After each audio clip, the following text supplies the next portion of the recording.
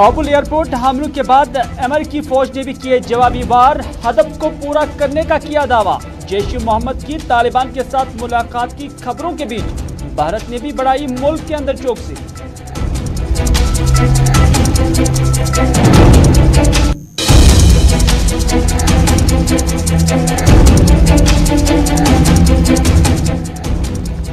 बिजबारा में पीडीपी की youth meeting को रोकने पर महबूबा मुफ्ती ने किए ट्वीट, कहा मरकजी सरकार सियासी सरगर्मियों को रोक रही है। एनकाउंटरों में भी मिलिटेंट मारे जाने पर सरकार मना रही है जश्न।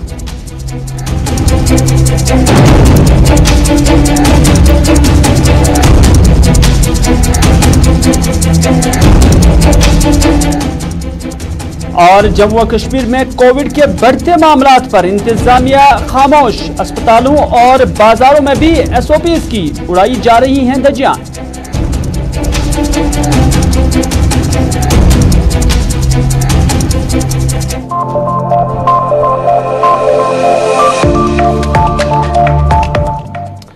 बिस्मिल्लाहिर्रहमानिर्रहीम, अस्सलाम वालेकुम। आप सबका खैर मकदम है। आप देख रहे हैं प्रोग्राम स्पेशल रिपोर्ट अपने मेजबान मीर हिलाल हांजुरी के साथ। और स्पेशल रिपोर्ट में सबसे पहले बात तालिबान की करते हैं, क्योंकि तालिबान के अंदर जहां सूरत हाल बदस्तूर खराब है और पे दर पे हमले हाल ही में हुए थे और उसके बाद अब अमेरिका की जानिब से भी जवाबी कार्रवाई की गई है, इस पर हम जरूर आया चाहते हैं। लेकिन उससे कबल आपको बताते चलें, जो कौमी सतह पर अभी खबरें चलाई जा रही हैं, कौमी मीडिया की जो अभी खबरें बन रही हैं, वो यही कि जैश ए मोहम्मद का तालिबान के साथ मुलाकात हो गया है। यानी जैश ए मोहम्मद जो मिलिटेंट ऑर्गेनाइजेशन है, उनकी तालिबान के लीडरों के साथ या तालिबान के साथ मुलाकात हो गई है। और इस मुलाकात का मरकज यही था कि भारत के अंदर कैसे डिस्टेबलाइजेशन लाई जाए, यानी भारत सेंट्रिक ऑपरेशंस पर हुई बात। इस तरह की खबरें मीडिया के अंदर अभी नेशनल लेवल पर आ रही हैं। और अब इन खबरों के बीच या इन इशारों के बीच ये भी पता चल रहा है कि अब भारत की सिक्योरिटी और खुफिया इदारे भी काफी मुतहरिक हो गए हैं। आपको बताते चले कि हाल ही में जैश ए मोहम्मद से पहले हिजबुल मुजाहिदीन ने भी कश्मीर के मामले पर तालिबान से मदद तलब की थी। और अब ये भी खबरें आ रही हैं कि जैश ए मोहम्मद भी अब इस सिलसिले को आगे बढ़ाने में आगे चल रहा है। लेकिन इन खबरों की अभी किसी भी तरह से कोई तस्दीक नहीं हुई है, लेकिन जराए के हवाले से ये खबरें जो है चलाई जा रही हैं।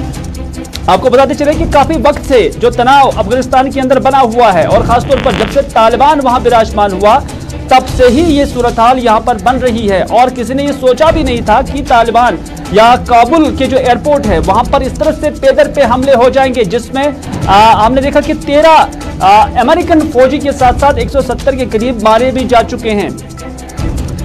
और इन हमलों के बीच ये भी खदशात जाहिर किए जा रहे हैं कि जहां तालिबान वहां यानी अफगानिस्तान के अंदर अपनी हुकूमत के जो कदम है वो बढ़ा रही हैं, और दूसरी जानिब जो अमेरिका है वो भी फौजी इनकलाब जिसकी डेडलाइन उन्हें 31 अगस्त दी हुई है उस पर अभी भी कायम है। लेकिन दूसरी जानिब जो जैश ए मोहम्मद है उनकी कहीं ना कहीं पेशकदमी माना जा रहा है कि जा रही हैं। ये सोर्सेज के हवाले से खबरें हैं और कुछ मीडिया हाउसेस ने भी इससे जो है नश्र किया है। तो इस हवाले से हम भी बात करने की कोशिश करेंगे कि अगर इस तरह का प्रोग्राम तालिबान का होगा और अगर वाकई जैश ए मोहम्मद की जानिब से इस तरह की कोशिश की गई है कि कश्मीर को लेकर या भारत सेंट्रिक हमले करने के ताक में अगर जैश ए मोहम्मद ने तालिबान का साथ लिया, तो फिर उसके बाद किस तरह की सूरत हाल जम्मू कश्मीर के अंदर बन सकती है। कर्नल तेज कुमार तिक्कू जो कि एक डिफेंस एक्सपर्ट है, हमारे साथ इस वक्त मौजूद है, उनसे हम जानेंगे। तेज साहब, आप भी इन खबरों पर नजर रखे हुए हैं। पूरे मुल्क की मीडिया के अंदर अभी ये खबरें सुर्खियां बनी हुई हैं कि जैश ए मोहम्मद की जानिब से तालिबान के साथ मुलाकात हुई है और भारत सेंट्रिक हमलों के हवाले से बात हुई है, यानी भारत सेंट्रिक ऑपरेशंस कैसे चलाए जाएंगे।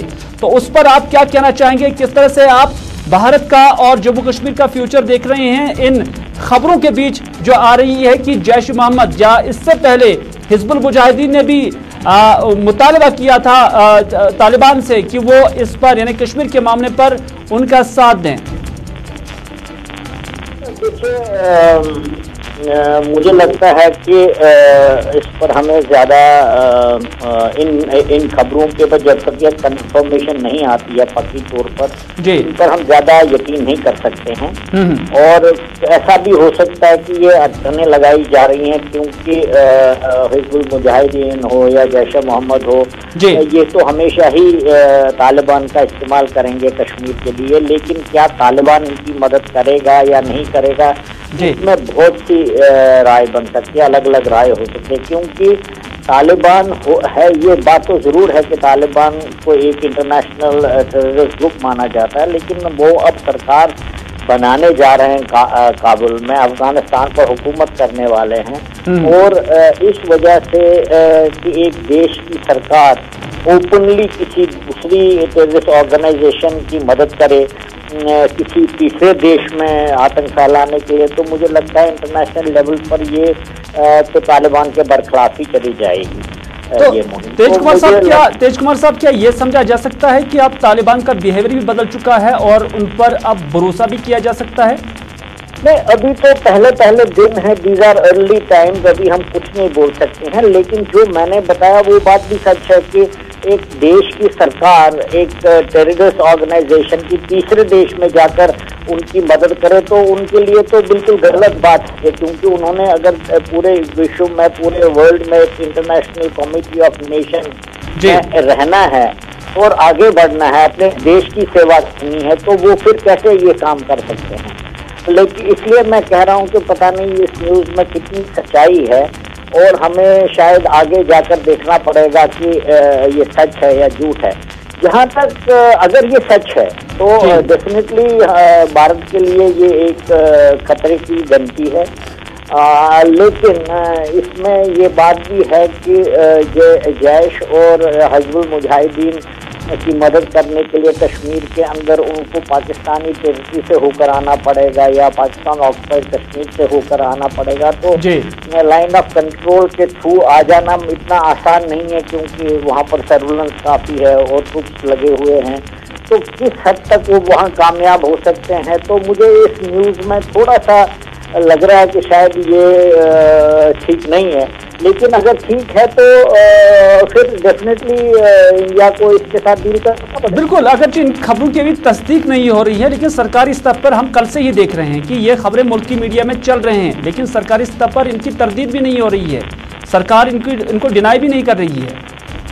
हाँ, ये देख लीजिए, क्योंकि ऐसा हुआ था, जब आप देखेंगे जो काबुल में जब उन्होंने कब्जा किया तो उन्होंने जेल से जैश मोहम्मद और तहरीक तालिबान पाकिस्तान के कादर्स को रिहा किया था, जबकि उन्होंने IS खुरासान के जो कमांडर थे उनकी समरी ट्रायल करके जेल में ही उसको मार दिया था।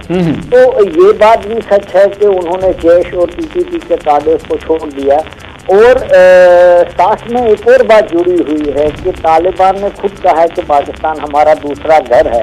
तो पाकिस्तान ने अगर इतना सारा कुछ किया तालिबान के लिए, यहाँ तक कि उनको अफगानिस्तान पर उनसे कब्जा भी कराया, क्योंकि पाकिस्तान का बहुत बड़ा रोल रहा है। अगर वो चाहते हैं क्विड प्रो को, मतलब हमने ये किया आपके लिए, आप हमारे लिए क्या कर रहे हैं, तो उस नजरिए से देखे तो तालिबान भी ड्यूटी बाउंड है कि वो पाकिस्तान की मदद करे कश्मीर के अंदर। और ऐसा तो बताया भी गया कि पाकिस्तान चैनल्स में PTP के स्पोक्स पर्सन ने बताया भी इस बात को कि उन्होंने हमसे बात की है और वो हमारी मदद कश्मीर में करेंगे। तो ऐसा हो भी सकता है, लेकिन मुझे लगता है हमें कुछ देर के लिए रुकना पड़ेगा इसको कंफर्मेशन हासिल करने के लिए। बहुत बहुत शुक्रिया तेज कुमार साहब हमारे साथ बात करने के लिए। यानी कुछ भी हो सकता है, इन खबरों पर भरोसा भी नहीं किया जा सकता, क्योंकि अभी कोई ऑथेंटिसिटी भी इसकी नहीं आई है। लेकिन दूसरी जानिब से सरकार इसको डिनाई भी नहीं कर पा रही है। न सिर्फ इतना, बल्कि अगर इस तरह की कोशिश की गई तो उसके बाद भारत के अंदर इसको काउंटर करना कितना मुश्किल बन पाएगा, ये देखने वाली बात होगी। क्योंकि तालिबान जिन्होंने मुकाबला नेटो फोर्सेस का किया, और उसके बाद हम देख रहे हैं कि 31 अगस्त की जो तारीख है वो आखिरी तारीख है नेटो फोर्सेस के या अमेरिकी फौजी के इनखिला के हवाले से। तो फिलहाल आगे भी बढ़ते हैं। आपको पता चले कि अमेरिकी फौज ने भी कहा है कि उन्होंने इस्लामिक स्टेट खरासा के एक मंसूबा साज के खिलाफ ड्रोन हमला किया है। आपको याद होगा कि हाल ही में इधर एयरपोर्ट पर हमला हुआ था, जिसके बाद यह हमला किया गया, और इस गिरोह ने काबुल एयरपोर्ट पर मोहल्ले खुदकुश बम धमाके की जिम्मेदारी भी कबूल की थी। सेंट्रल कमांड के कैप्टन बिल अर्बन ने कहा कि बगैर पायलट का फिजाई हमला अफगानिस्तान के सोबा नंगहार में हुआ। अमेरिकी फौज के मुताबिक इब्तदाई इशारे यही हैं कि उन्होंने अपना हदफ पूरा किया है, टारगेट को किल किया है, इस तरह के अल्फाज का इस्तेमाल हुआ है। उन्होंने एक बयान में मजीद कहा कि हम जानते हैं कि कोई शहरी हिलाकत इस दौरान नहीं हुई है। अमेरिका कल ये भी दावा किया था कि फिलवक्त अफगानिस्तान में सिर्फ 1500 अमेरिकी शहरी हैं, यानी अभी भी जो अफगानिस्तान है वहां पर अमेरिकन सिर्फ 1500 शहरी हैं, जिन्हें फौरन से पेशतर वापस अपने मुल्क ले जाने की कोशिश भी की जा रही है। तालिबान की हुकूमत से फरार होने वाले अफगान बाशिंदों को निकालने में मदद करने वाली अमेरिकी अफवाज जुम्मा को मजीद हमलों के लिए अलर्ट थी, जबकि कम से कम एक इस्लामिक स्टेट खुदकुश बमबारे ने काबुल एयरपोर्ट के दरवाजे के बाहर 13 अमेरिकी फौजियों समेत 170 अफराद को हलाक कर दिया था। इधर सदर जो बाइडेन ने इस अज़म का इजहार किया है कि वो दहशतगर्दों को तबाह कर देंगे और उन्हें काबुल एयरपोर्ट के बाहर होने वाले मोहलिक हमलों की अदायगी करेंगे, यानी उन्हें चुकता करना होगा। इस तरह से सदर बाइडेन ने बयान दिया है, जिसमें उन्होंने कहा कि 13 अमेरिकी फौजी हलाक और 18 जख्मी हो गए हैं। याद रहे कि अमेरिकी सदर जो बाइडेन ने अमेरिकी फौज के इनखला के लिए 31 अगस्त का डेडलाइन भी दिया है और हालिया हमले के बाद अमेरिका ने अपनी इस डेडलाइन में अभी तक कोई तब्दीली नहीं लाई है, यानी अमेरिका इस मौके पर डटा है कि 31 से पहले ही वो यहाँ से इनखला करेंगे। न सिर्फ अपने सारे शहरियों को यहाँ से ले जाएंगे बल्कि फौजी भी उनके यहाँ से इनखला करेंगे। अफगानिस्तान से इनखला की 31 अगस्त की आखिरी तारीख करीब आते ही फ्रांस ने भी ऐलान किया है कि उसने मुल्क में अपनी कार्रवाइयां खत्म कर दी हैं। दरियास्ता अमेरिका ने तालिबान हुकूमत को तेजी से तस्लीम करने का अभी कोई इशारा तक नहीं दिया और कहा कि इसने अभी इस हवाले से कोई फैसला नहीं लिया है कि वो अगले हफ्ते फौजियों के इनखला के बाद अफगानिस्तान में सफारती मौजूदगी बरकरार रखेगा या नहीं, यानी अभी इस हवाले से अमेरिका ने कोई सफाई नहीं दी और उनका मानना है कि इस हवाले से कोई मंसूबा भी नहीं बनाया गया कि क्या वो अपनी एम्बेसी काबुल के अंदर अफगानिस्तान के अंदर रखेंगे और तालिबान के साथ सफारती स्तर पर बातचीत होगी। इस हवाले से कोई इंदिया उन्होंने अभी तक नहीं दिया है। इधर बरतानिया ने आज अफगानिस्तान से इनखला खत्म कर दिया है। बरतानी फौज ने अफगानिस्तान से शहरियों का इनखला खत्म कर दिया है और उन्होंने बताया कि हम सबको बाहर नहीं ला सके, यानी जितने भी शहरी वहां पर थे, चाहे वो इशारा ब्रिटेन के फौजों का था या उन लोगों का जो काबुल से निकलना चाहते हैं, जो वहां के लोकल्स हैं, उनका मानना है बरतानिया ने इस पर अफसोस का इजहार किया है कि वो सभी को बाहर नहीं ला सके और ये उनके लिए दिल दहलाने वाला था। दरियास्ता तालिबान ने काबुल शहर के तमाम लोगों से मुतालबा किया कि वो सरकारी गाड़ियां, हथियार और गोला बारूद अपने कब्जे में रखें ताकि वो अगले हफ्ते उनके हवाले कर दे, यानी जितने भी एमुनेशन वहां पर लोगों के पास है, चाहे पुलिस के पास है, वो तालिबान के हवाले एक हफ्ते के अंदर अंदर करना है।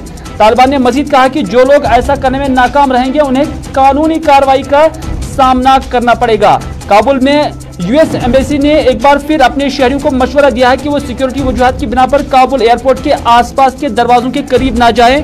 तालिबान ने काबुल में इन लोगों से कहा कि जो गाड़ियां, हथियार, गोला बारूद और दीगर सरकारी सामान लेकर जाते हैं ताकि उन्हें एक हफ्ते के अंदर मुतल्लिका इदारों के हवाले कर दिया जाए। तालिबान के तर्जुमान ज़बीउल्लाह मुजाहिद ने कहा कि खिलाफ वर्जी करने वालों से मुतल्लिका इदारों को सामान वापस न करने पर कानूनी कार्रवाई की जाएगी। इधर तालिबान का ये भी मौक़िफ़ है और उन्होंने कहा कि अगर 31 अगस्त के बाद भी यहाँ कोई गैर मुल्की फौजी दिखा तो उनके खिलाफ भी कार्रवाई होगी। और तालिबान का इस तरह का स्टैंड आया है कि कॉन्सिक्वेंसेस जो है, नताइज बहुत खतरनाक हो सकते हैं। तो इस तरह से ये सिचुएशन पूरे काबुल या पूरे अफगानिस्तान के अंदर बन रही है और वहाँ पर अब जो तालिबान है वो बरसर इक़्तिदार आ सकती है। और तालिबान ने यह भी कहा है कि जब तक ना आखिरी गैर मुल्की फौजी अफगानिस्तान की सरजमीन से इनखला करेगा तब तक वो अपनी हुकूमत का ऐलान भी नहीं करेंगे।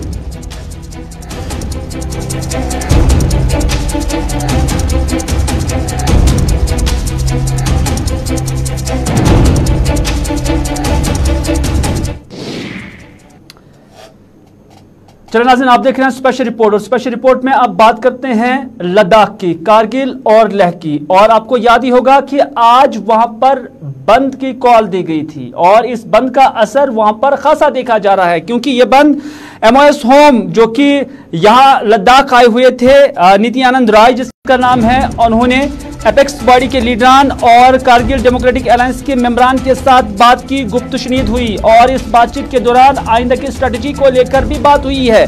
और यह भी कहा गया है कि जो कारगिल और लेह के लोगों की मुश्तरका डिमांडें हैं या उनके मुतालबात हैं, उन्हें फौरन से पेशतर पूरा किया जाए।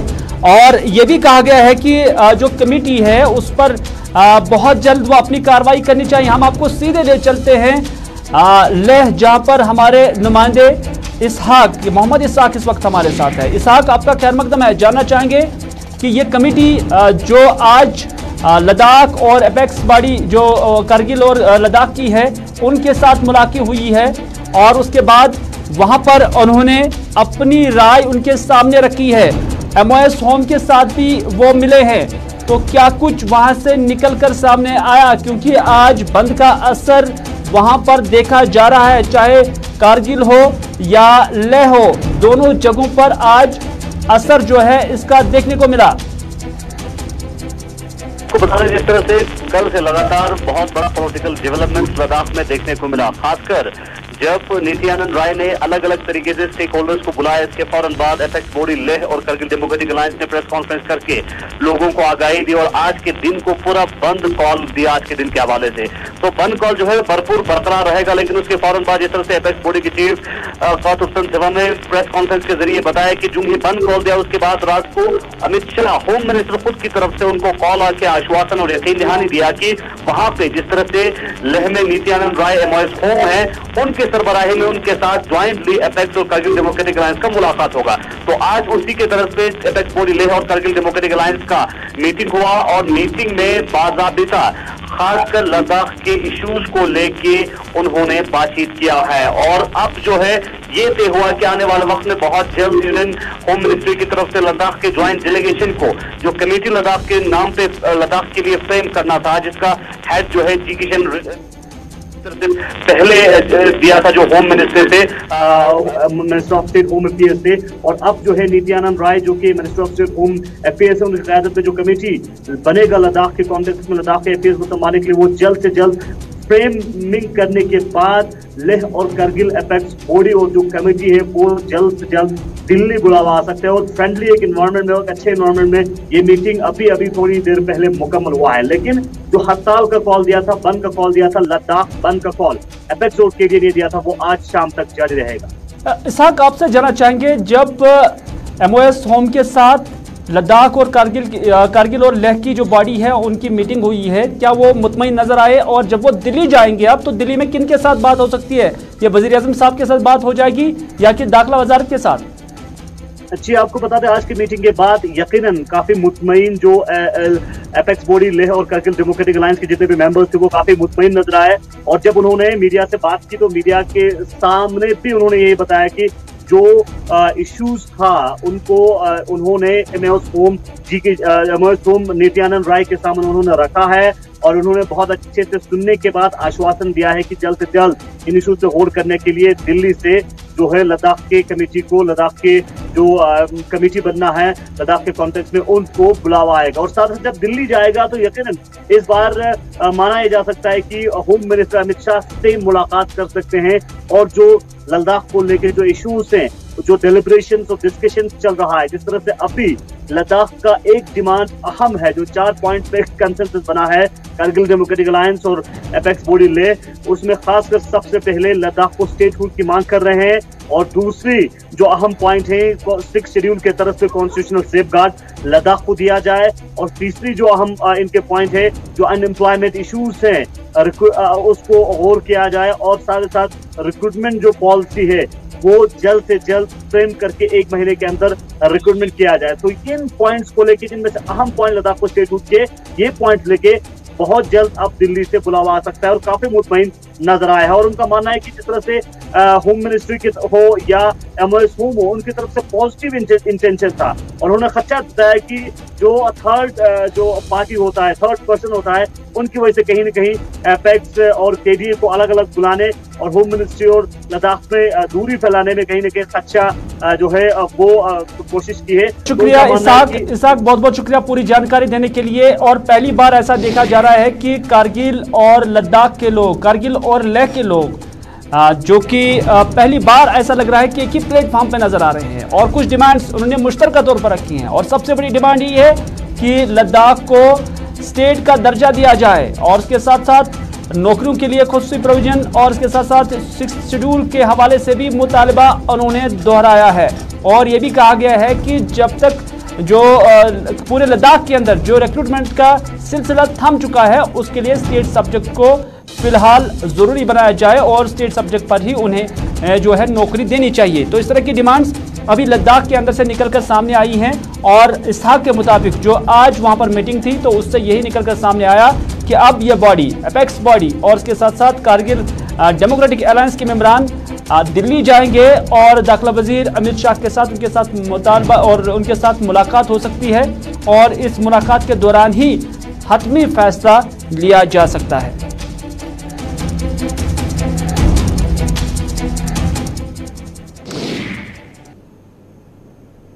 चलना से अगली खबर में बात करते हैं बिजबिहारा की, क्योंकि बिजबिहारा के अंदर आज पीपल्स डेमोक्रेटिक पार्टी की जानिब से एक मीटिंग तलब की गई थी और इस मीटिंग में जो यूथ लीडरान है या वर्करान है उन्हें मदऊ किया गया था और यहां पर पुलिस की जानिब से इस मीटिंग को नहीं होने दिया गया। इस तरह के इल्जामात PDP की जानिब से लगाए गए हैं और PDP का मानना है कि उन्हें यहां पर मीटिंग करनी थी और मुफ्ती मोहम्मद सईद की जो मकबरा है वहां पर भी जाने की इजाजत नहीं दी गई है। तो इस हवाले से सुहेल बुखारी जो कि पार्टी के तर्जुमाने आरा है, उन्होंने भी मीडिया से बात की और उनका मानना है कि उन्होंने फिर यहां पर एहतजाज भी किया और जो प्ले कार्ड्स है वो अपने हाथों में रखे हुए थे। इस मौके पर उन्होंने क्या कहा, आइए आपकी नजर करते हैं।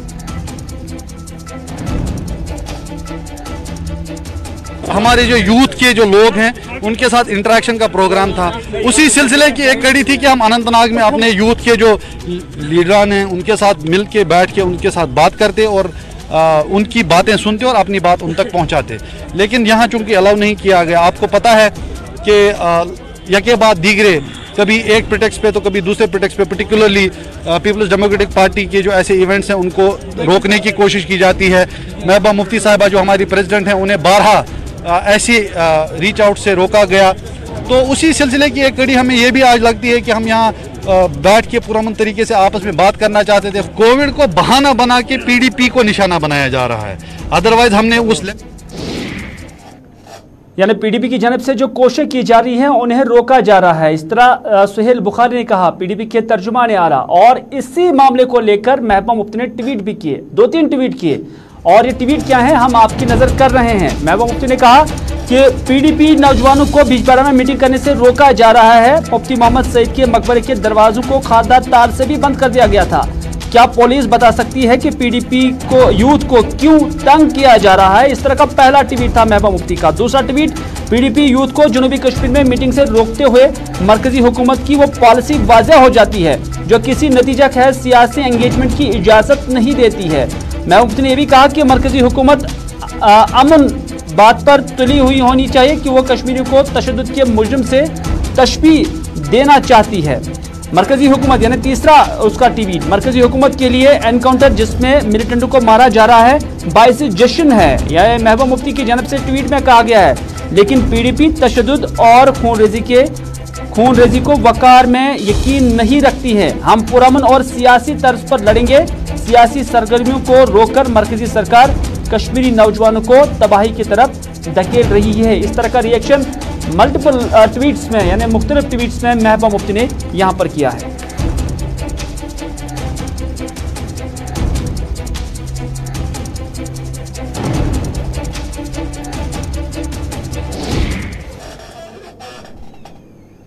नाज़रीन, जम्मू कश्मीर के अंदर सब कुछ जारी है और इस दौरान सियासत भी जारी है और सियासत के बीच कोविड भी जारी है, क्योंकि एक वक्त ऐसा भी आया था हाल ही में कुछ हफ्ता पहले कुछ दिन पहले जब जम्मू कश्मीर के अंदर पॉजिटिव केसेस की जो तादाद है वो कम हो गई थी, यानी बिलो 100 आ गया था, डबल डिजिट में आ गया था, लेकिन एक बार फिर से ये केसेस लगातार बढ़ रहे हैं। शायद सरकार खामोश नजर आ रही है और सरकार की इस पर कोई तवज्जो नजर नहीं आ रही है। अगर तवज्जो होती तो शायद ये केसेस नहीं बढ़ते। तीसरी लहर का भी बार बार ये अंदेशा दिया जाता है, ये इशारा दिया जाता है और कहा जाता है कि तीसरी वेव भी आ सकती है।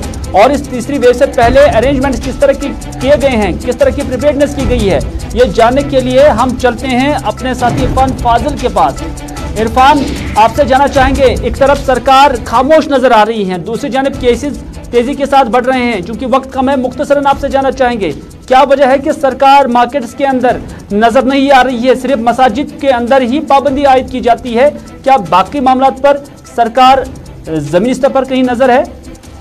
देखिए हिलाल, अगर मैं बात करूं तो रिसेंटली अभी एलजी साहब की सदारत में एक मीटिंग टास्क कोविड फोर्स के साथ साथ डिप्टी कमिश्नर्स या जितने भी एसएसपीज हैं उनके साथ हुई है, और खास तौर पर जिस तरीके से कोविड की थर्ड वेव को लेकर बात की जा रही है उसमें उन्होंने साफ तौर पर बता दिया है कि हमें लोगों की कॉपरेशन की काफी ज्यादा जरूरत है। आपको याद होगा कि लास्ट वीक की अगर हम बात करें तो केसेस में काफी ज्यादा डाउनफॉल देखने को मिल रहा था, मगर अचानक से अब दोबारा से 166 केसेस जो है कल जो फिगर जो सामने नजर आया है, इस बीच हम देख रहे हैं कि उसमें एक शख्स की मौत भी वाक़ा हुई है। मगर एक सूत्रों के हवाले से यह भी खबर आ रही है कि किश्तवाड़ जिले में अगर बात करें तो third wave, delta third wave की कुछ सिम्टम्स वहां पर भी नजर आ रहे हैं। यानी कह सकते हैं कि कहीं ना कहीं लापरवाही जमीनी स्तर पर जरूर दिखाई दे रही है। और साफ तौर पर अगर देखा जाए जिस तरीके से लोग सड़कों पर खुलेआम घूम रहे हैं, मार्केट्स में शॉपिंग चल रही है, अगर ट्रांसपोर्ट की बात करें तो वहां पर वायलेशन हो रही है, मगर सरकार की भी यहाँ पर काफी ज्यादा जिम्मेदारियां हैं। सरकार को भी थोड़ा सा यहाँ पर कमर कसने की जरूरत है, क्योंकि जिस तरीके से वो आए रोज बड़े बड़े दावे बुलंद कर रही है इस कोविड वेव को लेकर या थर्ड वेव को रोकने के लिए, मगर कहीं ना कहीं उनकी तरफ से भी चूक जरूरी दिखाई दे रही है। वो दावे सारे शराब साबित हो रहे हैं। इरफान, आपका बहुत बहुत शुक्रिया, चूंकि वक्त की कमी है और भी चाहते थे कि इस पर बात हो जाए, क्योंकि वायलेशंस हर जगह पर नजर आ रही है। न सिर्फ ये बाजारों के विजुअल्स हम दिखा रहे हैं, बल्कि हॉस्पिटल्स के भी विजुअल्स ऐसे हैं कि वहां पर भी कोई तसलसल नहीं है, कोई एडमिनिस्ट्रेशन नजर नहीं आ रही है। क्योंकि अगर एडमिनिस्ट्रेशन होती तो अस्पतालों के अंदर कम से कम भीड़ भाड़ नहीं होती, क्योंकि वहां पर एक एडमिनिस्ट्रेशन, एक जिम्मेदार एडमिनिस्ट्रेशन काम कर रही है। वहां इस तरह के इंतजामात होने चाहिए थे, लेकिन वो इंतजामात कहीं पर भी नजर नहीं आ रही है। लोगों का गिला है, लोगों की शिकायत है कि सिर्फ कुछ मसाजिद को छोड़कर हर जगह पर कोविड की गाइडलाइंस का वायलेशन हो रहा है, और ऐसी मसाजिद में सिर्फ पाबंदी आयद की गई है जिस पर लोग काफी गुस्से का भी इजहार कर रहे हैं। तो इस तरह से हर जगह पर कोविड की एसओपीज जो है उसकी वायलेशन हो रही है। तस्वीर हम आपको बार बार भी दिखा रहे हैं।